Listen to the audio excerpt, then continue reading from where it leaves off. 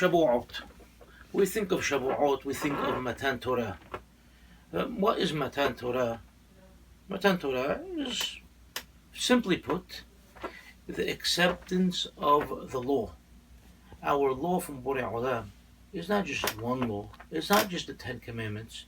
It's Taryag Mizvot, 613 Mizvot, 248 Mizvot Aseh, and 365 Mizvot Lo Ta'aseh. That's 248 positive commandments and 365 negative commandments. These Mizvot are very, very important. They're very crucial to our existence. We need to study them. We need to learn them.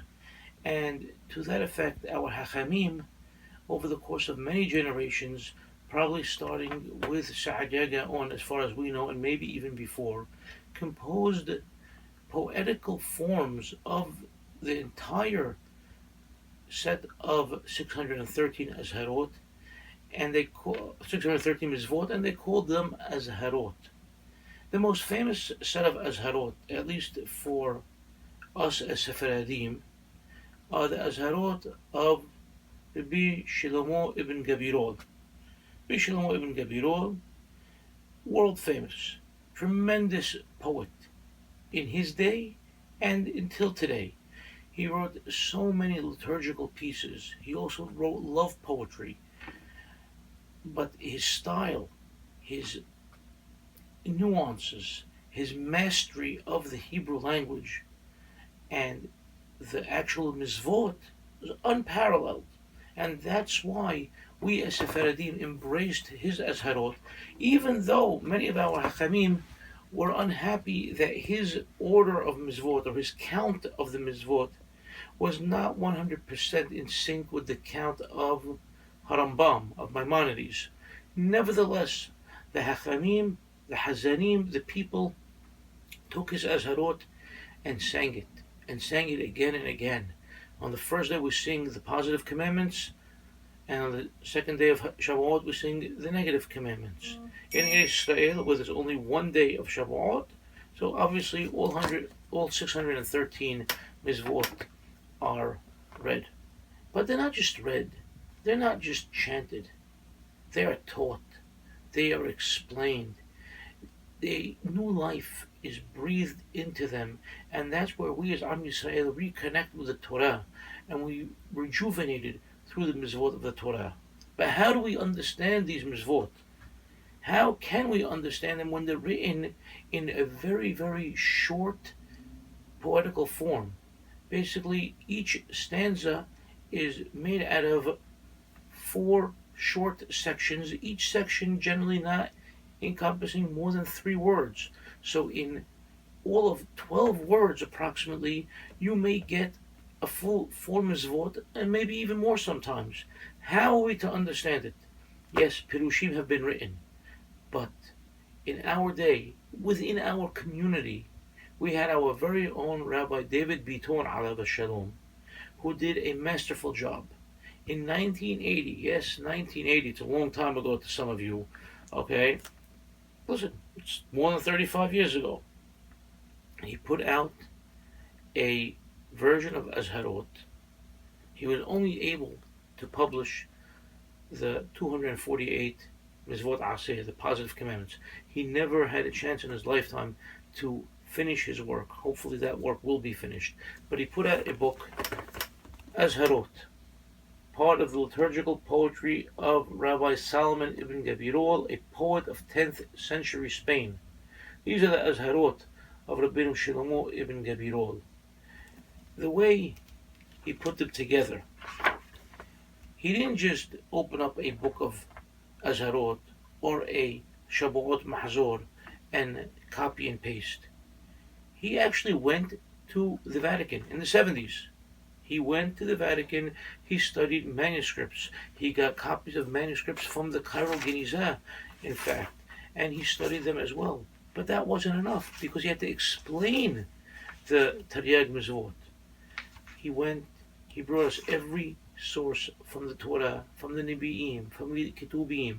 He brought us the Mishnah, the Gemara, the Midrashim, the Halachot from Harambam, from Shulchan Aruch, and explained each and every Mizvah. First, he would open up and give us a quick summary of the initial four. Let's take, for example, we have one that goes لعنيغ يوم منوحة بهشكيت وبتحة ولا حوق والسمحة ولا إيهوب هالجريم. Or as we sing it, because we enjoy singing, we as Sephardim, especially on the holidays, and this is a piece of poetry, so we sing it. لعنيغ يوم منوحة بهشكيت وبتحة ولا حوق والسمحة ولا إيهوب هالجريم. So he explains each one first quickly to us. La'aneg yom menuha, that we have to have oneg Shabbat. And oneg Shabbat is the enjoyment of good food, good drink. Then behashket ubitha, Shabbat comes, put your mind at ease. Forget about your troubles. Forget about work. Otherwise, you're not going to be able to enjoy the good food and the good drink and the good company. V'la'hawgul simha comes to talk about the holidays. We talked about Shabbat, but on the holidays too, we have to be happy. We have to rejoice. First, he tells us about the korbanot involved, like the korban shilamim, the shalmei hagigah, and he talks about enjoying with our family and friends and all types of happiness. And finally, he brings in v'le'ehov hagirim. You would think, why would he bring in and love the gerim, love the converts, love those foreigners that are among you? Because if you open up Harambam in Hilchot Shibitat Yom Tov, he tells you you cannot just have a holiday meal by cooking beautiful food and locking your doors and pulling down your shades. You have to invite in the Gerim, invite in the Yatom, invite the Almanah, invite the Ani, the Ebyon, because without them, then it becomes a holiday for enjoyment of your stomach instead of enjoyment of Am Yisrael and everything that we hold so true, which is kindness, mercifulness, all the attributes of God. Rabbi Bitton explains it to us beautifully over here. But if that's not enough, then he goes into another section of this book and he gives us deep analysis and comparison and thought-provoking explanations of what these Taryag Mizvot are, why we have them, how lucky we are to have them. This is an amazing book. Anybody who knows Hebrew, I would highly recommend. If you can obtain the book, it's not easy to get, do your best to obtain it. If you don't know Hebrew, find somebody who knows Hebrew that can give you a class, whether it be on Yom Shabuot itself, or maybe over the course of the year. Some people study Sefer HaChinuch. Sefer HaChinuch is a book of the Mizvot with explanation, but Rabbi Bitton's book does even further explanations that we can grasp because it was written by not somebody from the 13th century or 14th century, but somebody who was living and breathing among us today here in Brooklyn, New York. Alav Shalom, Rabbi David Bitton did tremendous strides in the education of our children as being principal of Magen David Yeshiva for many years, but this book is a true testimony to the knowledge that he had and how he, did his utmost to give that knowledge over to our community. Thank you, Rabbi Bitton. Thank you, Shlomo ibn Gabirol. Thank you for the Azharot. And of course, thank you, Borei Olam, for our wonderful Torah. Kol Yisrael, Bod, and Move to what?